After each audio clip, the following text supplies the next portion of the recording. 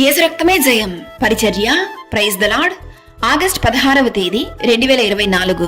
ఈరోజు దేవుని వాక్యము, మీ దేవుడైన యెహోవా కరుణా కటాక్షములు గలవాడు గనుక మీరు ఆయన వైపు తిరిగిన ఎడల ఆయన మీయందు ప్రసన్నుడగును. 2 దినవృత్తాంతములు 30వ అధ్యాయం 9వ వాక్యము. మన దేవుడు పరిశుద్ధుడు, కరుణామయుడు. దేవుని యందు భయభక్తులు కలిగి ఆయన సన్నిధికి భయపడువారు క్షేమముగా నుందురు. ఆయన నీకు మేలు కలుగునట్లు నిన్ను వర్ధిల్లజేయును. ఆయన వైపు నీవు పూర్ణ హృదయంతో తిరిగిన ఎడల ఒకని తల్లి వానిని ఆదరించునట్లు ఆయన నిన్ను ఆదరించును. నేను చాలా పాపపు జీవితాన్ని జీవిస్తున్నాను, చెడు అలవాట్లకు బానిసయ్యాను, అన్యాయపు మార్గంలో నడుస్తున్నాను అని నీలో నువ్వు కృంగిపోతున్నావా?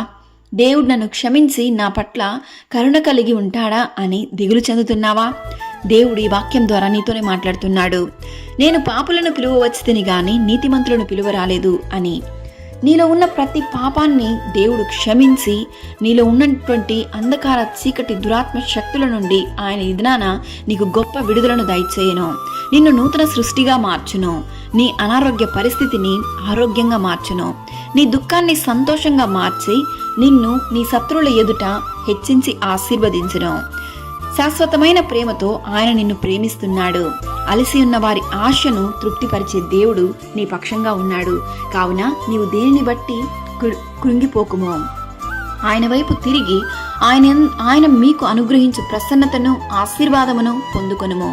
దేవుడు నిన్ను ఆశీర్వదించి దీవించును గాక. ఆమేన్. God bless you.